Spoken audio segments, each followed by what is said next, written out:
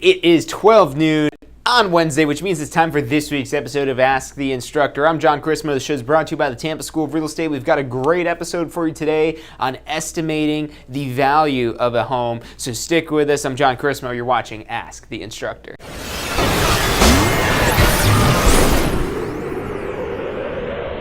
You are watching Ask the Instructor. Every Wednesday at 12 noon Eastern Time. I'm John Christmo. You're watching Ask the Instructor. Hey, it is 12 noon on Wednesday, which means it's time for Ask the Instructor. What we do every Wednesday at 12 noon Eastern Time is come to you live via Facebook, via YouTube, via our Success Center to help you get a better understanding, get a handle on all this information that's out there in the real estate industry. And so far, our students have been loving it. People that aren't our students are loving it, and we don't care. We want to overall make the real estate industry a more well-informed place. We want to have better agents out there, more successful agents, and hopefully you remember where you learned it from. So what we're talking about today is estimating value.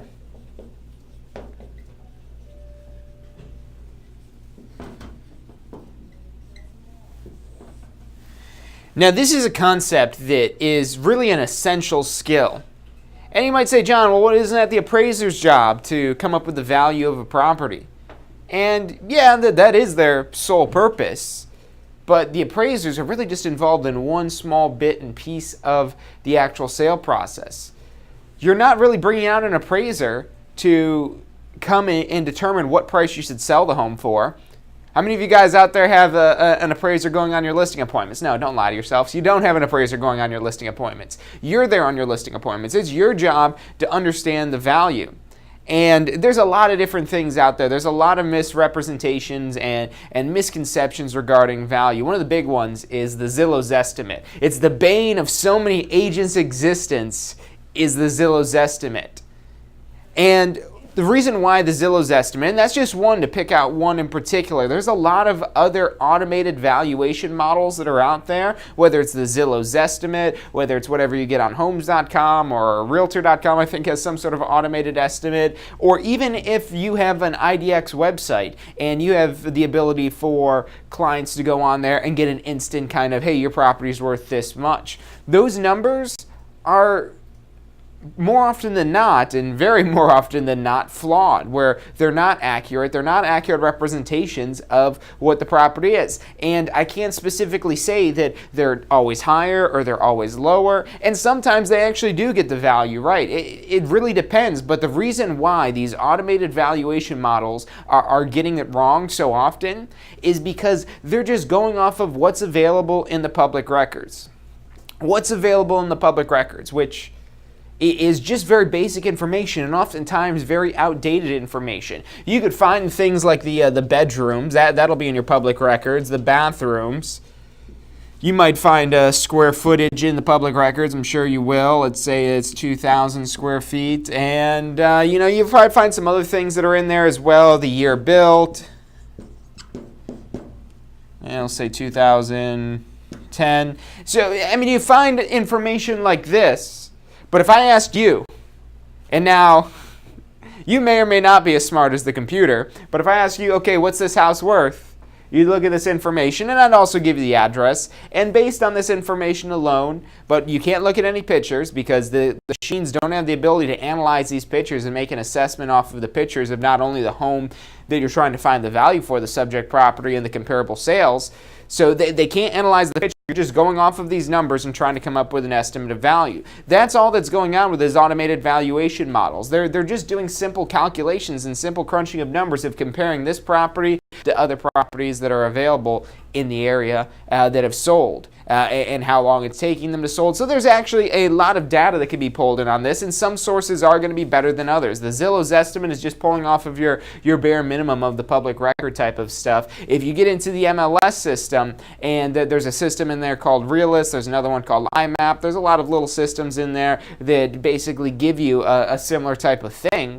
But they're usually a little bit more accurate as the data goes because they have access to those days on the market and things like that that you might not always get in your regular public records, which was what the Zillow would be pulling from.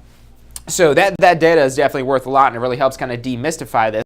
But even then, and with that realist system, I will give a nod to that compared to some of the other ones, because at the very least what that does is it gives you two pieces of information. It'll tell you estimated value. Actually, it gives you a few pieces of information. Let's say it's $250,000 it'll pick. So it gives you that estimated value, but then on top of that, it gives you a range, and it might say 225 to 275. And then on top of that, it also gives you what's called a confidence score, which let's say is 75. So this information that it's feeding you here, this is the estimated value. And a lot of people will stop just looking at the estimated value. Okay, computer says it's 250,000. Obviously, the computer's smarter than me, so let's just go with 250,000. Now, the next level agent is going to look at this range, okay, 225,000 to 275,000, and they're looking at that number and saying, okay, you know, if we want to sell it quickly, we're going to be more down here. If we want to sell it, if we don't care about how long it takes to sell, or if we even do sell it, we could be closer to up here. And then finally, we've got the confidence score. So the confidence score, the higher this number goes, the more confident it is. And if you take in statistics, you'll understand this a little bit, but you don't have to take statistics to understand this. The higher this number is, the more confident the computer is in its algorithm, and it's coming up with this data here. 75% is pretty good, but it's basically like it's saying it's 75% sure that these numbers are accurate. And now a 25% margin of error, that's a pretty big margin of error. So even though this seems like it's a good score, no, you really want something that's, you know, like 92 or something like that for the confidence score. Now, this is what the computer's doing. And it's definitely important and a good thing to understand what the computer is telling you and understand how they're coming up with these calculations, because the computers, they're there to make our jobs easier. They're there to make us do less manual labor. But you need to understand how it is that they're coming up with this information so you can understand, okay, especially if this is a lower number, okay, what's wrong here? What is this going to do? This and say, oh, the confidence score, the realist system isn't sure about the price. You know what? I'm not the right person to sell your property. No, absolutely not. That you want to have the knowledge of how they're coming up with this, and also how to do this on your own manually to really get a good idea of coming up with the value of the property. So we're going to go through a few different methods we've got for estimating the value, but pretty much they're all going to be built in today of what's called the sales comparison approach.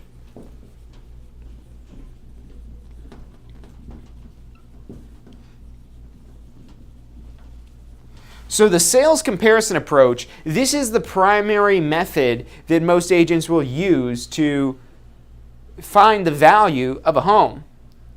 So the sales comparison approach, that's our primary method. And I just want to stop real quick before we get any deeper into this, because there's a lot of information to be covering. This is live. If you guys have questions on any of this stuff, or you need me to repeat something again, put it in the comments. I'd love to help you out. I just want to give a quick shout out to everyone watching. Thanks, Georgia, for commenting and sharing the stream. If you guys haven't liked and shared this yet, what are you doing with your lives? Like and subscribe. Anyways, so let's talk more about the sales comparison approach. So this is what we're doing, and really the words tell you what we're doing here. We're comparing sales. We're comparing the sales of properties around what's called our subject property. So that's an important term to know, is subject. This is the property in question. This is what you want to find the value for. You don't know what the value is of your subject property. So I'm going to be using that word. So make sure you understand subject is what we're trying to find the value for. It doesn't matter if there's already a price for the subject, because you could also be doing this with your buyers. You could be helping your buyer get a better understanding of the value of a home they're interested in buying. But just because the price is one thing, that doesn't mean that's the value of the home. That's the market value of the home. So the subject, it doesn't matter if there's a price. It doesn't matter what the realist or Zestimate or anything like that says. With this sales comparison approach, we're basically assuming that we have no idea of what the subject property value is, and we're trying to use our approach to find that value. And then if it's the same thing or close to or completely different from the whatever the computer's telling us is a completely different story. It's a good gauge because the computers are usually kind of close, but they can be fairly off, and I'll show you why in just a second.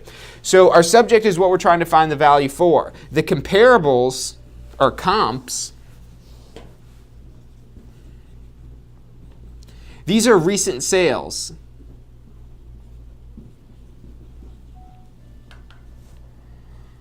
So our comps are the recent sales, the homes that have sold in the neighborhood that, and there's a couple different ways when you're pulling this information. And the computers, they have their own algorithms, their own secret sauce of how they pull this up here. But there's a few things you want to keep in mind with this. So number one is that you want to stay in the same neighborhood. We'll call it stay in the hood. So you want to stay in the hood with all of your comps. Any of the homes around that neighborhood, you want to stay in that particular area. You get outside of that neighborhood, and now you're going to have inaccurate data. Because what you're trying to use is take these comparables and make them a representation of your subject property. You look at the homes that have sold in the area, and you're comparing those to the subject. Those are our comparable sales. The first rule, though, is you want to stay in the same neighborhood. If you're staying within the same neighborhood, then you're going to have accurate data. Once you get outside the neighborhood, you get into a different neighborhood. And when you get in more urban areas, like the South Tampa market, for example, and it's just like a whole kind of mishmash of nice homes and not so nice homes, good neighborhoods and bad neighborhoods, and whatever the classification is on that, and we'll say higher value and lower value neighborhoods. And you have to have a little bit better understanding of the geographic area of those neighborhoods to really make a good estimation of this. And in areas like that, these are the biggest opportunity for the computer to fail you, for the automated values that come up in these systems to be completely wrong and completely off. And also when you don't have any comparables, so we'll talk about some of those situations as well. So you want to stay in the same neighborhood. And if we're in a suburban area, like our office here, our main office is out in New Tampa. New Tampa is a really kind of segmented, pocketed type of neighborhood where these little gated neighborhoods, and if you're staying within that gated neighborhood, all those properties in there are going to be good comparables to look at. And then if you jump over into a different neighborhood, that's where these are different homes. There's a different kind of, vibe going on in that neighborhood. So those aren't good to use. So it's very easy when you're in a suburban area because you can just stay in the same community, the same gated area, and those are going to be good. But then when you get into these more urban markets, the places where it's hard to kind of understand, that's where you want to be careful with this, and that's where you have a lot more opportunity to shine and make the computer look bad because you'll have a better understanding of the homes in that area. So that's our number one rule. Stay in your neighborhood. Number two is recent. We want all of these comparables to be recent. And now, as a general rule of thumb, the recent, I would say 6 months. You really don't want to go anything further out than 6 months, any older than that, because those are going to be a bad indication of what the market's like right now when you're going back 6 months. Even 6 months could be a bad indication. You might have to only go back 3 months. This is going to depend on how much your market has changed. If your market has changed drastically over the last 3 months, then don't go back any further than the last 3 months. But this is rule number two. Because sometimes what will happen is in order to stay in the same neighborhood, you don't have any recent sales. There's none within even the last 6 months, and maybe you have to go back to a year.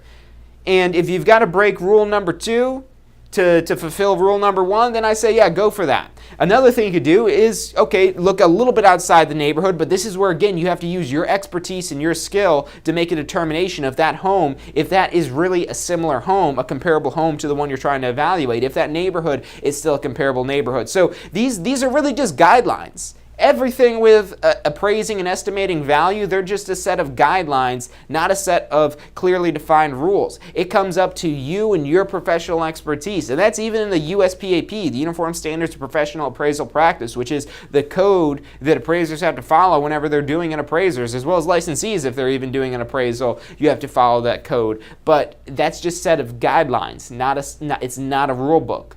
And these rules I'm giving you are again, just guidelines. Yes, you do want to stay in the same neighborhood, and yes, you want to have recent data. If you could fulfill both of these, you're going to have very accurate data that's going to help you come up with a good estimate of the value for the home. But these are our first two rules. We're going to talk about some more things you need to keep in mind and what you could look at when you're trying to find the value of the home. But before we do that, we're going to take a quick commercial break. We'll be back in less than 2 minutes. I'm John Chrismo. You're watching Ask the Instructor. Are you thinking about a career in real estate? Hey, I'm John Chrismo with the Tampa School of Real Estate, and we've helped thousands of people just like you obtain their real estate license. If you're thinking about a career in real estate, give us a call. The phone number is 813-928-0106. Our advisors are standing by to answer any questions you have and assist you in any way they can. Do you want to incorporate studying for your real estate exams into your busy schedule? Now you can review the key topics you need to know to pass your class and state exams with our MP3 audio review. Simply pop in your headphones or connect to your car to reinforce crucial information while you exercise or drive. Listen to the first unit for free at mp3audioreview.com. That's mp3audioreview.com. Does your current career allow for unlimited income potential? With a career in real estate, the sky is the limit. What you put in is what you get out. Find out more about how you can tap into the unlimited income potential of a career in real estate at tampaschool.com.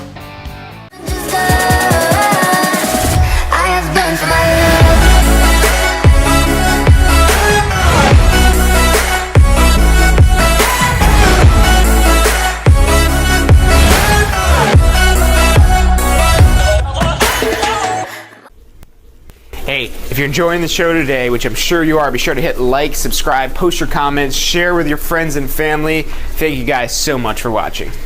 You are watching Ask the Instructor. Every Wednesday at 12 noon Eastern Time. I'm John Chrismo. You're watching Ask the Instructor. Hey, welcome back to this week's episode of Ask the Instructor. I'm John Chrismo, and the show is brought to you by the Tampa School of Real Estate, which is who you want to talk to if you're interested in starting or enhancing your real estate career. You can find us online at tampaschool.com or give us a call at 813-928-0106. Our advisors are standing by to answer any questions you have and assist you in any way it is that they can. And that's what we're here to do today, is assist you in understanding estimating value, particularly using the sales comparison approach. So this sales comparison approach, this is the primary approach. And before I get any further, just want to give another quick shout out to Sylvia. Thanks for tuning in and thanks for commenting and sharing the stream. So appreciate that. But back to what I was talking about here, not to get sidetracked, but just want to show some love there. So our sales comparison approach is the primary way we find the value of properties as real estate professionals. This is our main bread and butter, main type of approach whenever you want to find the value of a home. And the home you're trying to find the value of, that's called your subject property. What you're doing is you're comparing that subject property to comparable sales, to sales that occurred in the neighborhood. You do want to look at the active homes, your competition, the other properties available in a neighborhood, but they might be for sale for $700,000, but until they sold, you don't know whether or not they're really worth $700,000. They could sit on the market at $700,000 for a year or multiple years. I've seen a lot of high-value properties like that been on the market for multiple years at a time, and they just never end up selling. And that's not a good indication, because people aren't willing to pay that, obviously, if no one's buying the property. So that's not a comp, because that doesn't have data. The recent sales are our data that we're using to reference our subject property, to get an established idea of what that subject value is. Now, when you're looking at the comps, when you're pulling comps, when you're pulling up these records in the MLS system, these are the things you want to pay attention to. Number one, you got to stay in the hood. You got to stay in the same neighborhood of your subject property. You don't want to go into a different neighborhood unless that's a very similar neighborhood and it's the same type of vibe you're getting in that neighborhood. And notice how I say this word kind of vibe, because there's a lot of different factors that kind of pull into this, and this gets hard to quantify. There are certain things you could look at with that, but there's a lot of things that's more about the look and feel of a property, which the computers have a hard time understanding, and that's where you could have an edge and an advantage, and that's where these automated systems like the Zillow Estimates or even the Realist system that you have in the MLS is just a suggestion. It's not an indication of what the actual value really is. Second thing you want is to stay recent, and just again as the general rule of thumb, 6 months or less. Anything older than 6 months, that's old data. It's bad data. It's outdated information, especially if the market has changed significantly. Now, you are able to break these rules or these guidelines that I'm giving you here, but you don't want to. The more you could stay in line with these guidelines I'm giving you here, the more accurate you'll have of an estimate of value. So now let's say we've pulled these comps. We made sure we stayed in the same neighborhood, and we've got everything is recent. Everything is maybe within the last 6 months. So when we're finding the value, and what I'll do real quick just to give you an idea of this, is you want to, before we even do anything, just look at our general range of data that you're pulling. And if you have a neighborhood where the homes are very similar to each other, this is a lot easier, and you won't have to do much of these other steps after this fact here. But what you want to do first is just really, and you don't have to map it out like I'm going to do here, or chart it out, or graph it out. You could just look at this and look at the numbers, look at the price points of this, and we'll say that we've got low dollar here, high dollar here. So, we might have sums that are going to be, a couple within a relatively close amount. So those ones there that you're seeing that are all kind of clustered together, and this isn't a perfect graph, so forgive me on that there. I'm not a computer, I have human error. So, but we're kind of seeing that whatever this price range it would be around here, that's where our data is clustered.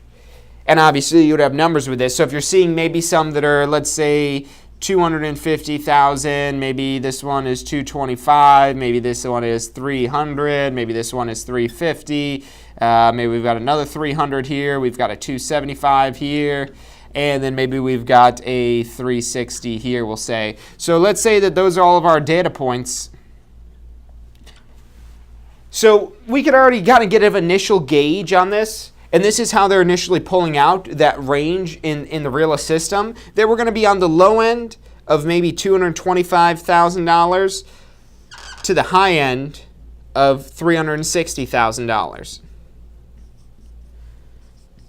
So that's kind of putting the numbers to what's in the middle of our range here. And what you're doing, you're just pulling out this data and you're finding really the maximum and minimums. But now what happens if we say we've got a home that's, like maybe down here. We've got one at $150,000 in that neighborhood, and at the same time we've got one that's sold for $495,000. So what those are called, and this is a lot of statistics stuff that we're doing here, these are called outliers.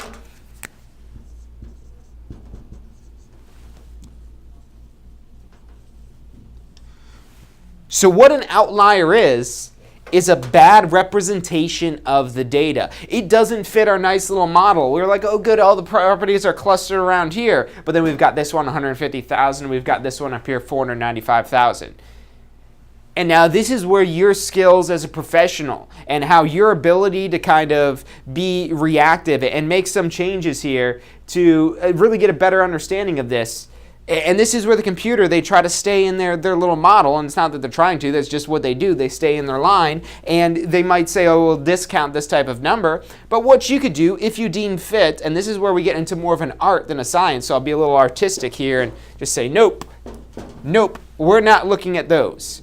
And now the reason I would do something like that, I wouldn't be so kind of carefree if I were doing this for an actual client here, but I would actually look at these properties. The one that sold at $150,000, I would say, wait a minute, this $150,000 that we've got here, how did this property sell for $150,000 where the lowest price of all the others is $225,000? Well, that's because it's an outlier. So this is a good time for me to bring up what market value is. Market value is the most probable price a property will bring with each party acting knowledgeably and prudently without any undue stimulus and all conditions requisite to a fair sale. That's kind of I messed up the order of that a little bit, but those are the key things in the definition from Fannie Mae and Freddie Mac on what market value is. And the reason why they throw all that extra stuff in there rather than just most probable price is because we're trying to understand what most probable price is. This $150,000, What you have to do basically is look at this data and say, okay, is this home likely to sell for $150,000? Based on my gut feeling, my professional expertise, I think this $150,000, there was something going on there. You could look in the MLS reports here and see if maybe this was a short sale, or if this was some sort of bank-owned property, or maybe it was sold all cash, or whatever it may be that could make this a bad representation of the market value. And at the same time, that could be on this one here. Your seller's going to not be too happy of you not factoring in that $495,000 house. They'll probably say, well, what about that house down the road that sold for $495,000? If they could do it, why can't we? So again, undue stimulus. The undue stimulus are factors that either push this number down or push the number up of the sale.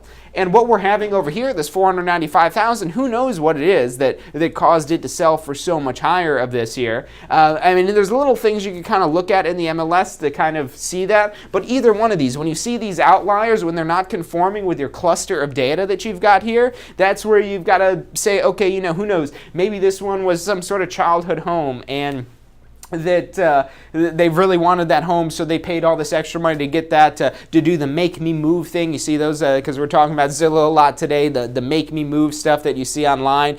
Those are a prime example of undue stimulus, meaning that this isn't what's likely going to happen with a home.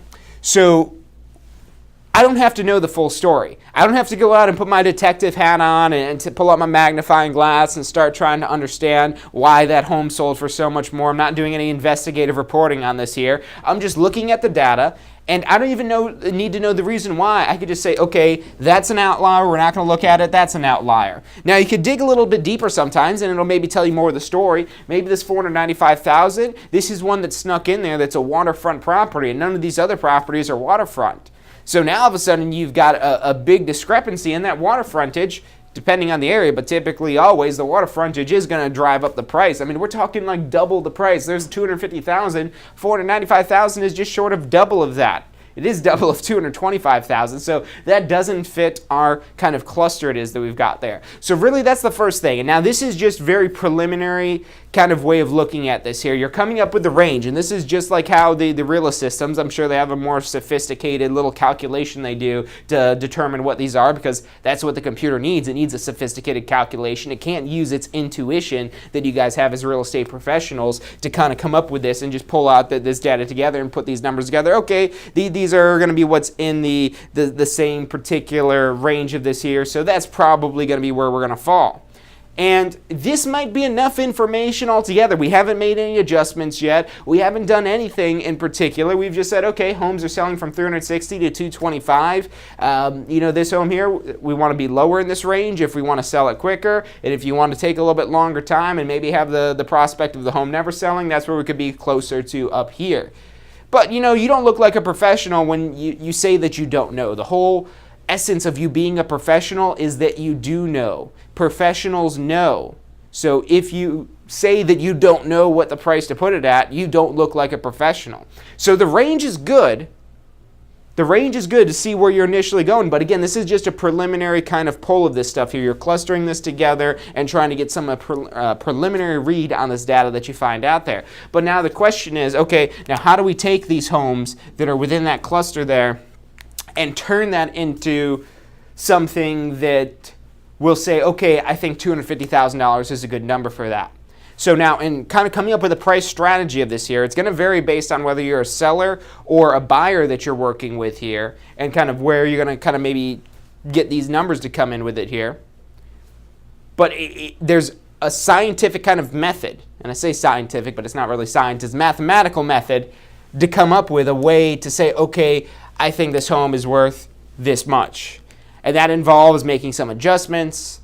It involves maybe kind of taking out a couple of extra of these numbers here that are maybe outliers. We might have to do that.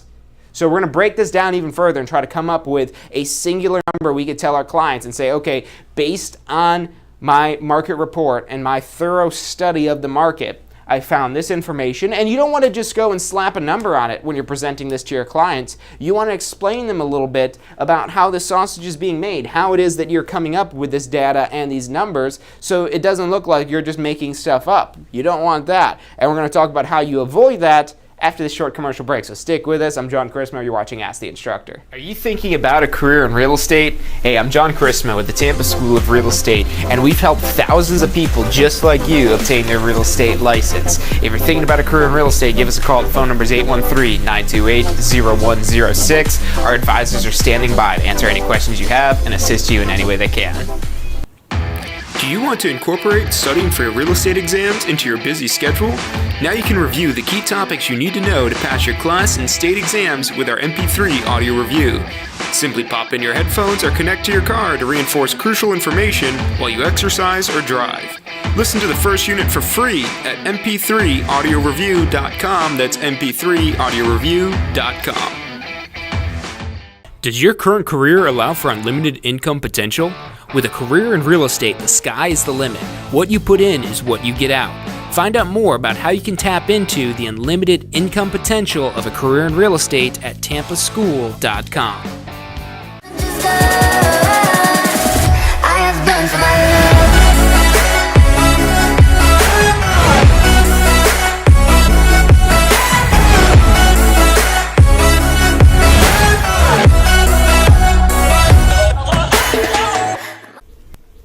Hey, if you're enjoying the show today, which I'm sure you are, be sure to hit like, subscribe, post your comments, share with your friends and family. Thank you guys so much for watching. You are watching Ask the Instructor. Every Wednesday at 12 noon Eastern Time. I'm John Chrismo. You're watching Ask the Instructor. Hey, welcome back to this week's episode of Ask the Instructor. I'm John Chrismo, and this show is brought to you by the Tampa School of Real Estate. If you're interested in starting or enhancing your real estate career, make sure you give us a call. You'll learn stuff like this and a whole lot more. 813-928-0106, or check us out online at tampaschool.com. So now that we've got that harmless little plug out of the way, let's get back down to trying to demystify this data that we're pulling from a neighborhood. So if you're just tuning in, before we went on break, what we did is we kind of pulled out some information here of all the recent sales we've maybe had in a neighborhood. That we've got this kind of whole cluster of data. That's what we're looking for. That's what we're trying to find in this preliminary scan of the information here, is we're trying to find a cluster. Because now that you've found the cluster, you're like, okay, we're already somewhere in that range. And finding the cluster allows you to eliminate these outlier properties, these properties that are in the area that are sold for either lower or higher prices outside of your cluster, the outliers. We don't want outliers, so we eliminated those. Now we're within this range here. Now, before we get off of this here, because I want to erase this so we can start doing some adjustments, but when you're trying to find a pricing strategy for your home, let's say that there's a very similar property for sale in the same neighborhood, and let's say that this property is for sale for $279,000. So that recent sale, that's our competition. It's not a comp, it's not a comparable sale, but it is our competition. So you don't want to get those confused. That we're not using these to base it off of our data, but what we have to keep in mind is called the principle of substitution. And what the principle of substitution says is that, okay, this $279,000 price, is this property similar to ours? Yeah, it's pretty similar. It's almost the same property as ours. Okay, well, that's what we're competing with there. When people look at our properties, they're going to look at ours, and they're going to look at this other property that's for sale for $279,000.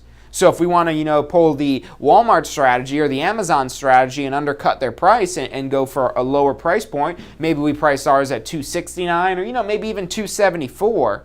We price it that little bit lower, and you want to be careful here, and the whole kind of price psychology comes into play with this, because if you price it too much lower than what this competition is, it doesn't matter if they're desperate to sell. If you price it too much lower than this, you're going to have buyers looking at that and saying, okay, well, what's wrong with the property?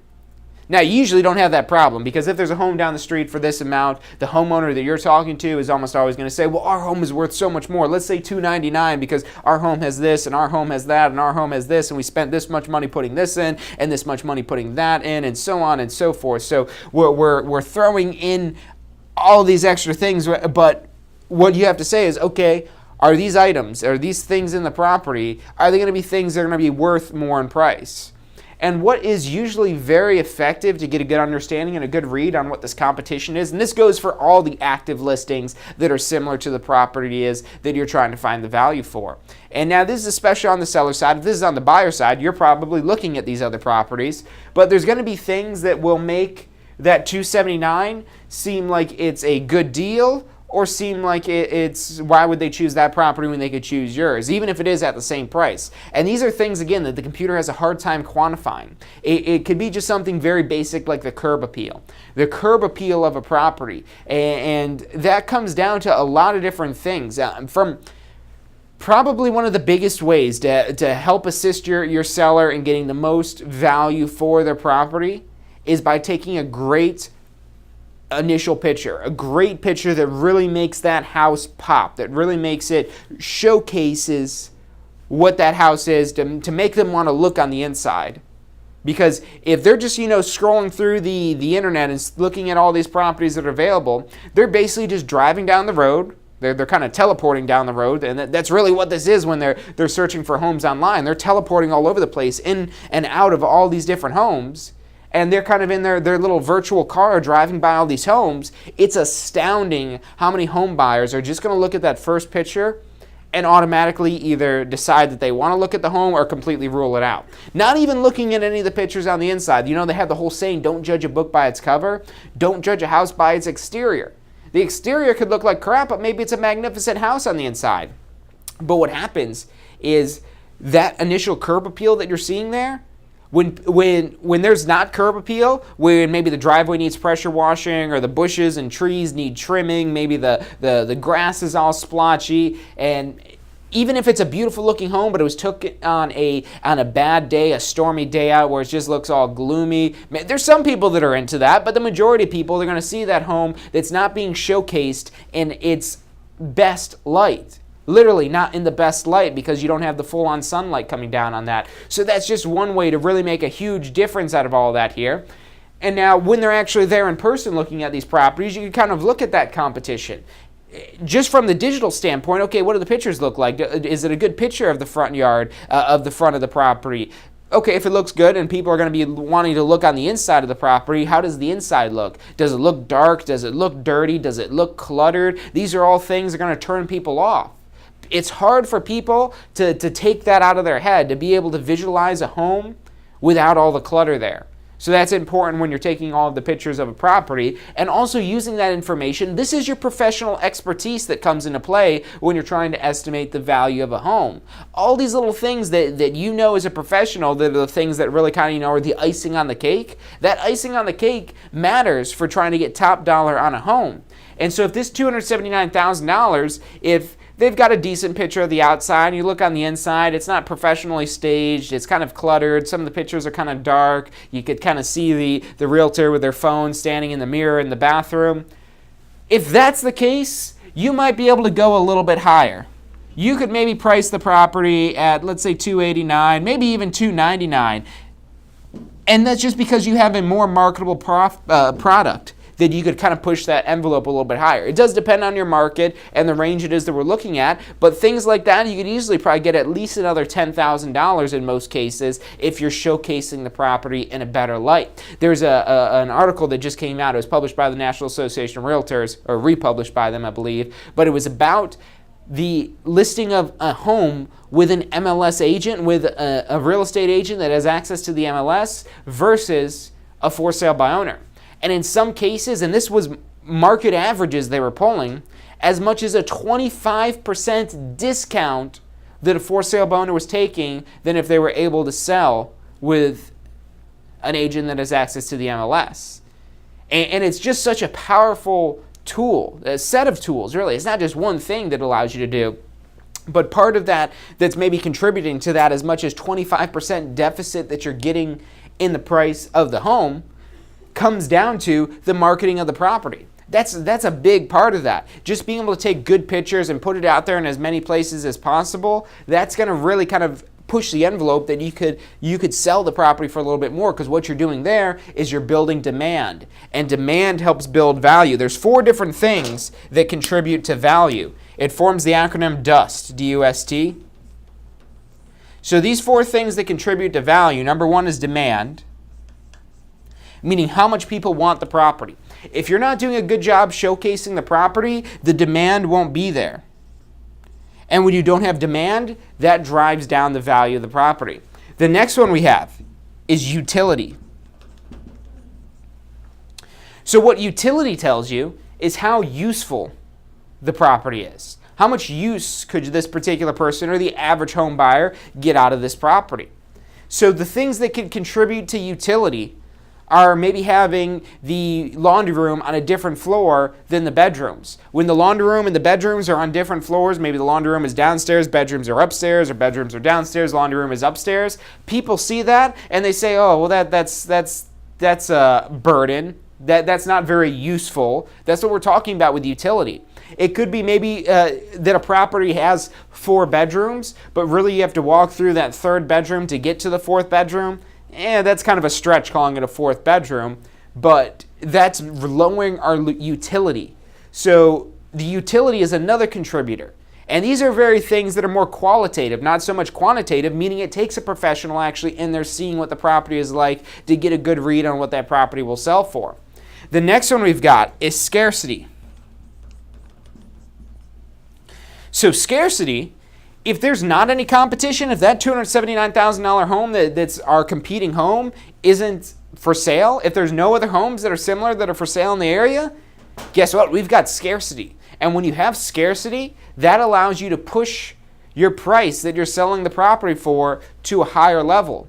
When there's other homes available in the neighborhood, that causes a surplus when there's multiple homes available. When there's not homes available, that scarcity, that creates value. Now, you also want to be careful with that scarcity because if there's no homes for sale in the neighborhood, but at the same time there's no recent sales, if we didn't have all these recent sales and there's also no homes for sale, that could go either way. It could mean that no one wants to live there, no one's even trying to sell, or just that it is a high demanded neighborhood where there is scarcity. But either way, the scarcity is usually a good thing, and that definitely kind of helps increase the value when it's in that good way. Last one we've got is transferability.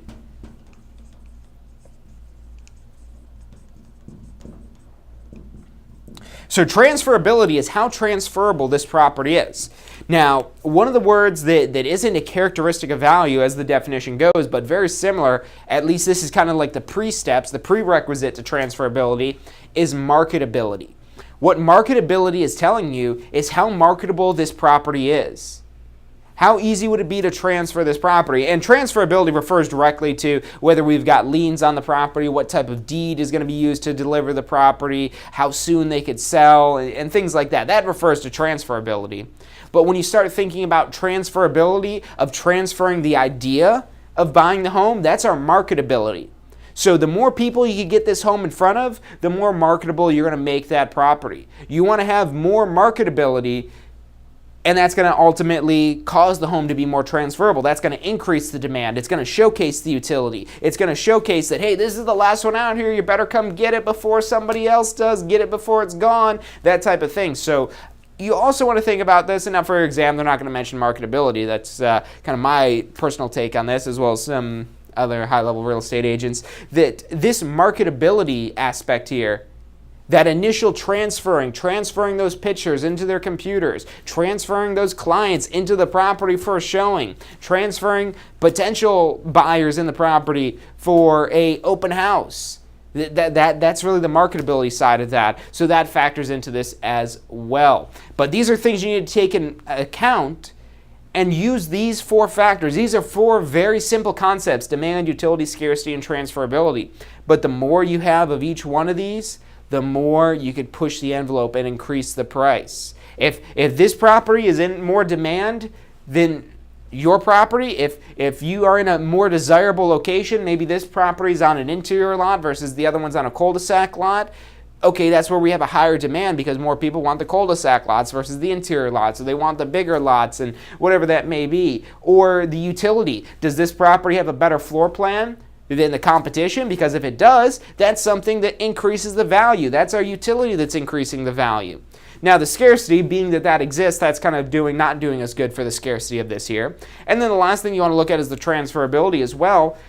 Not just, okay, are they selling this without a short sale, without a bank-owned property, without liens on the property, and are there no special conditions of the sale? Is there lead-based paint, or maybe a possibility of presence of lead-based paint?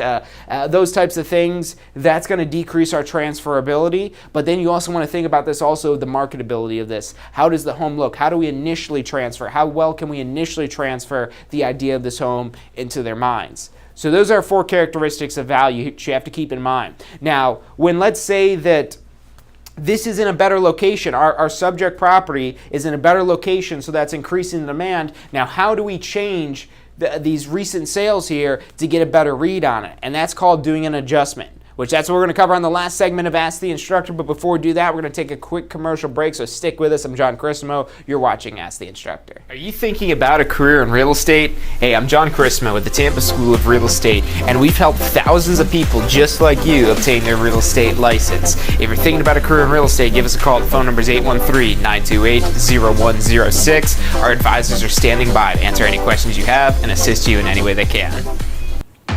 Do you want to incorporate studying for your real estate exams into your busy schedule? Now you can review the key topics you need to know to pass your class and state exams with our MP3 audio review. Simply pop in your headphones or connect to your car to reinforce crucial information while you exercise or drive. Listen to the first unit for free at mp3audioreview.com. That's mp3audioreview.com. Does your current career allow for unlimited income potential? With a career in real estate, the sky is the limit. What you put in is what you get out. Find out more about how you can tap into the unlimited income potential of a career in real estate at tampaschool.com.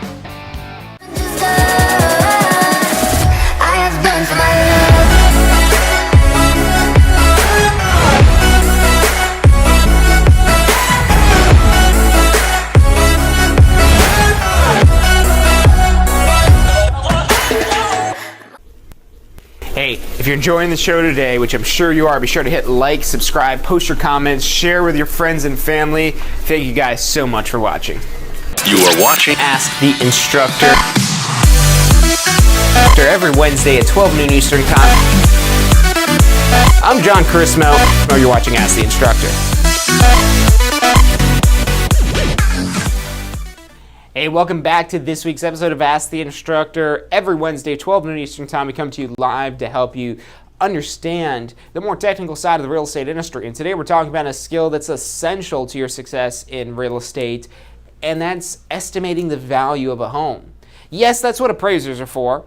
Their job solely is really coming up with the value of a home, but they don't come in until the contract, until we're closing on the deal. Once the property's under contract, then you bring in the appraiser to make sure the home appraises, make sure the value kind of checks off. This guy's got a pretty easy job because we've already done all the hard work for them, kind of getting that initial estimate of value. Because if you get this value wrong to begin with, if you try to price the home up here when you know that that's an outlier and you should be really more down here in this range, your property is going to sit on the market. And now with the ultimate downfall to having a property sit on the market, we'll use the same little chart here, is when you first initially list a property for sale, you've got lots of people looking at your property, but then as time goes on, that kind of trails off. And you could maybe do a price adjustment, and the price adjustment will maybe give you a little bit of a bump in the amount of people considering your property. But ultimately, within the first 30 days, that's when you're going to have the most people looking at your property. That's going to drop down when you get to 60 days. And it's going to get even further out at 90 days. And if you're still here at 30 days, it's time to do a price reduction there. It's time to do a price reduction here. Because if you have this property overpriced, and what's happening with these price reductions is every time you make one of these price reductions, it's going to flag that, hey, this property value was reduced in price, which helps push it out there to all of the subscribers in the MLS system, to people that are subscribed to Zillow, to people that are subscribed to all these different services that give them updates on homes for sale. When you have a price reduction, that's going to give you these little peaks, these little bumps in the traffic, the bumps in the people looking at the property. Now, the older it sits on the market, the more people start to think, okay, what's wrong with this property? Why is the value so low on this property, and so on and so forth. So that initial 30 days, really like the first 2 weeks that you have the property listed, this is where you're going to get the very most amount of people, because you're getting that just listed, just listed. All these emails that they're going out, and this new hot property that's available that's just listed. And at this point, this is where the seller has leverage when a property is just listed, because you got to get it before it's gone. If it's 90 days out and you're saying, get it while it's gone, that home isn't going anywhere. It hasn't gone anywhere for 90 days, so you're not going to have to worry about it being gone. I mean, yeah, it'll probably get under contract. They make enough price reductions. Any home will sell at the right price. It's just a matter of really pricing it low enough. And if you do want to try to push up that price, that's where you have to have good marketing and pushing out to as many people as possible. And that's why there's that big discrepancy. As much as 25% lower a for sale by owner is able to sell their home for, according to the National Association of Realtors. But now let's go back to that scenario where we're kind of looking at these comparables and we're trying to make adjustments. So let's say that we've got this one comparable, because ultimately you want to make all these comparables literally comparable to your subject property. So let's say that our subject property is on a cul-de-sac. So that's our subject. And let's say the comparable is on an interior lot. So you can see the value of being on one of these cul-de-sac style lots here, because they're the pie shaped. These are where it has a gigantic backyard. Compared to this narrow little interior lot that we have here, that's going to be definitely something that changes the value, that makes this subject property worth more. So what your job now is try to quantify what that difference is. What that difference is. And now this is where, again, your expertise and your skill comes in to save the day for this year, because there's really no every single time right answer for how much extra value you get on a cul-de-sac versus an interior lot. So you have to use your professional expertise to kind of get an understanding and a read on, okay, if a property is a cul-de-sac, that should amount for this much more in a sale. And the way you could do that is studying the comparables. By studying the comparable sales, you're able to get a better read on how much more value you get on a subject property compared to an interior property. So when you have a cul-de-sac property, maybe a pie shape or a bigger lot or something that's a more desirable type of lot, you look at other sales. If you find another cul-de-sac lot that this is a comp right here, this one is going to be a lot better indication of what that subject property is. Not just because it's right next door, but because it's on that same type of cul-de-sac lot. So you want to look at these other comps and now compare these two comparables to see what the differences are. If the only difference between this interior lot and this comparable, you've got the data it is that you're looking for. If this comparable here on the cul-de-sac sold for, let's say, $320,000 and this one sold for $300,000, and the only difference is that this is a cul-de-sac versus that's an interior lot, and really other than that, it's pretty much the same thing. It's only the lot that makes a difference. You've got your answer. It's $20,000 more you're going to get because it's on a cul-de-sac. So now what do you do with this comparable? What you're going to do is called CIA. You might remember this from the course. CIA means comparable inferior add, because this home is not a cul-de-sac. Therefore, it is not a comparable. It is not comparable to our subject because this one is not a cul-de-sac and this one is a cul-de-sac. So what we have to do really is add the value as if this were a cul-de-sac. So really we would just add the $20,000 to this, and our adjusted value of this comparable is now going to be $320,000. Just like this comparable here. So if we've got this cul-de-sac home that sold for $320 and this comparable after we make the adjustment sells for $320, what do you think the subject property would sell for? Probably $320,000. So that's one thing you could look at here. And now let's say we've got some more comparables here, because you want to try to pull as many comps as you can. Let's say that our subject property has a pool. So our subject property has a swimming pool. This comparable has a swimming pool. This one does not have a swimming pool. So what we want to try to do is compare apples to apples, or the same type of property, compare swimming pools to swimming pools. Well, so this swimming pool is on a cul-de-sac, this swimming pool is on an interior lot. So we can kind of make some adjustments here. Okay, because this is an interior lot, what we're going to be doing is we're going to still add the $20,000. So we're going to add $20,000 because it's an interior lot. And this one, it has a swimming pool. This one has a swimming pool. That's the only adjustment it is that we'd be making here. But now with this one, where there's no swimming pool, what we have to do at this point is get an understanding, get a read on how much the swimming pool is worth. So let's say that this home sold for $315,000 and this one sold for $300,000. Again, another $300,000 lot. Let's say that one was the one also with no swimming pool. And the more you understand this data like this, the more you'll start to find patterns like this about what makes them similar.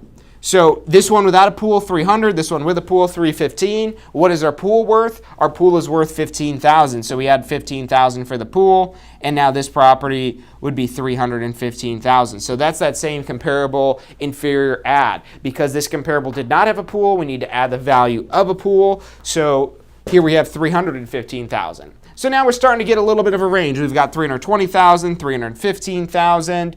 This one we'd also have to add in the value of the lot. We can't forget about that. We have to make adjustments for everything that make it different. So we would also add in that $20K for the lot. And then what we end up coming up with this one, when we add $20K to 315, is $335. So that one really jumps up there when we make the adjustments. And that's where you want to be careful with this. Because the more adjustments it is that you make, the more chance you're going to have for human error. Yes, there's computer errors, there's automated valuation model errors that Zestimate makes, that Realist makes. There's all these errors, but you can still make errors. You're not perfect either, but you're probably able to better compensate for these errors because you could look at this number and say, oh, 335, that's kind of a stretch for this here. You know, maybe the combination of the pool and that the smaller lot there, maybe that would make this 330 or maybe 325 there. 335 does seem kind of high, especially in this particular market. The other thing you could look at is how many days it took to sell the property. Maybe this property took 120 days to sell. Maybe this property took 60 days to sell. Maybe this property took 40 days to sell. So the ones that are going to have the lower ranges were more appropriately priced. The other thing you could look at, because there's so many things you want to study every data and ask yourself the question, because we can't cover every piece of data in this 1 hour segment here, but you ask yourself the question. This is how I'm teaching you to fish rather than just giving you the fish. What you have to do is ask yourself the question, okay, what does this mean? What does it mean when it takes longer for the home to sell? Well, this means when it's taking longer that price was maybe a little bit too high. And this is where you could tell your seller of the subject property, you could say, yeah, we could probably try to sell it for this $335, but it took them 120 days to get the property under contract. It could maybe take us even longer than that because of these other factors going on here.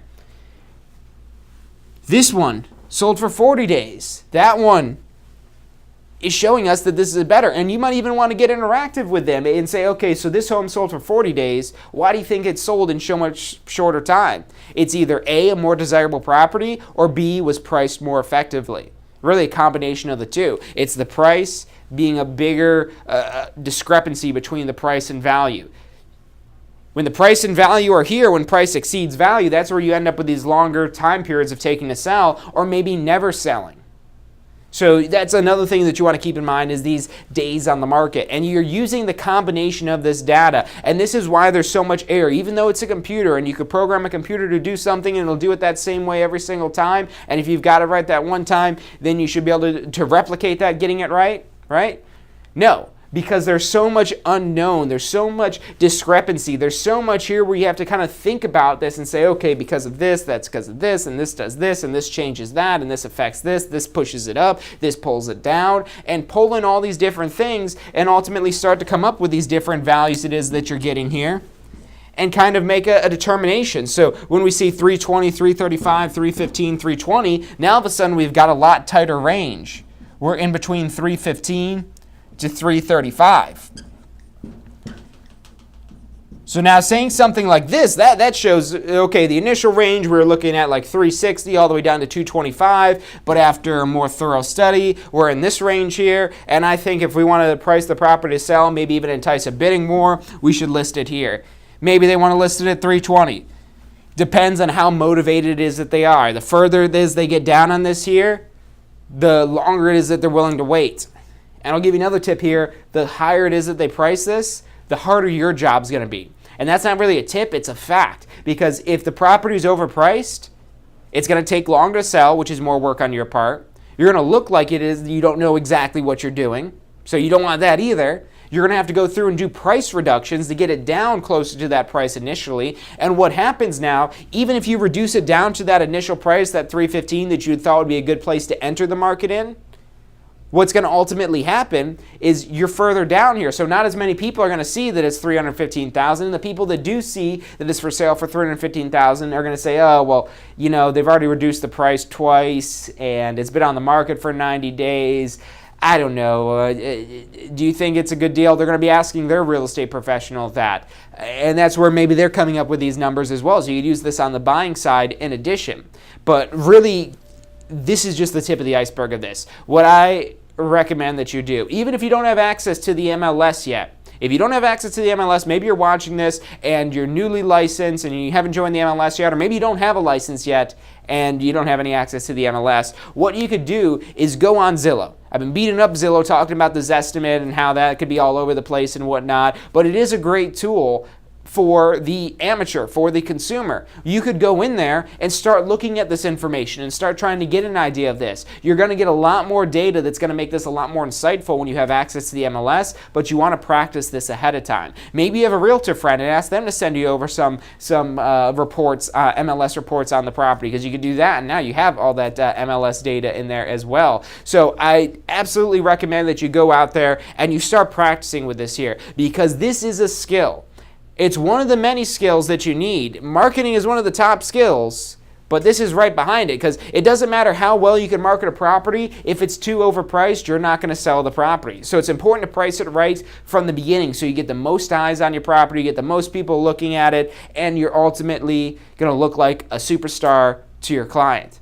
Because these price ranges here, $315 to $335, that probably doesn't mean much to them. Yeah, who wouldn't want an extra $20,000? Who wouldn't want to sell it for $335 if they couldn't get an extra $20,000? But now the question is, can you sell the property at $315,000? Because you're putting your stamp of approval on that when you go out there into the world on your appointments. So that's how to estimate value, or at least the beginnings of how to estimate value on this. We might do a couple more episodes on this stuff here, because we could talk all day about this. We might even kind of pull up some comps on one of this. So if you want to see that in the future, make sure you subscribe to the channel here. Like us on Facebook. Subscribe on YouTube. Just want to give a quick shout out. Thanks for tuning in, David Cribbs. David Cribbs was on the show a couple weeks back. Make sure you check out the episode we had with him on there. Thanks for tuning in today. Jatinder Bond, thanks for tuning in. I'm glad you enjoyed this episode. And Sylvie, I see all your comments here. I saw them when we were on break. Thanks so much for enjoying this here and taking something away from it. That's my goal of here, is to help you guys get a better understanding of the real estate industry. All these little ads going on in this video, their goal is to get you to sign up for classes with us. My goal is to get you to understand this information. That's what I'm doing here every Wednesday at 12 noon Eastern Time. If you haven't subscribed yet, what are you doing? Go on there, subscribe. Go to tampaschool.com/success. You can drop your email in there, and you're automatically going to get notifications whenever it is we go live. This is a live stream, so you guys could answer questions. It's very effective for helping take your real estate business to the next level and getting a better understanding of all this information it is that's out there. So make sure you're subscribed. Tune in next Wednesday at 12 noon Eastern Time, where we're going to have another episode of Ask the Instructor. And also on Friday, we have State of Real Estate, where we talk about taking your real estate business to the next level. Today, we're talking more about understanding this technical stuff. Our Friday show, it's a fun show. It's almost like a sales meeting, a motivational sales meeting to really kind of help get you energized, ready for the weekend to get out there and go crush it with your clients. So hope to see you Friday. Hope to see you next Wednesday at 12 noon Eastern Time, both shows.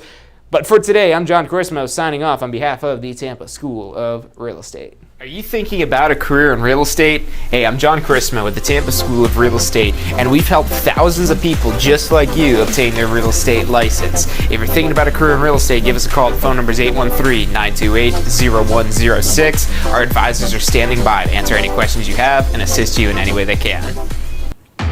Do you want to incorporate studying for your real estate exams into your busy schedule?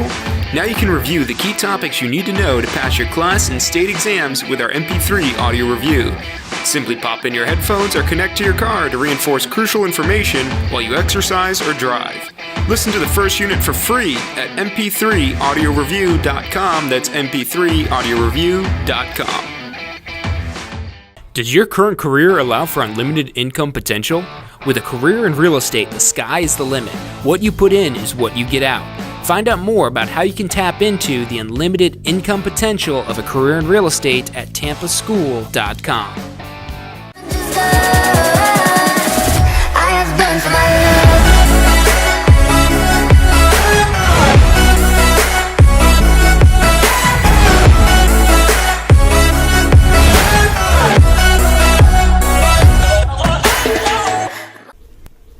Hey, if you're enjoying the show today, which I'm sure you are, be sure to hit like, subscribe, post your comments, share with your friends and family. Thank you guys so much for watching. You are watching Ask the Instructor. Every Wednesday at 12 noon Eastern Time. I'm John Chrismo. You're watching Ask the Instructor.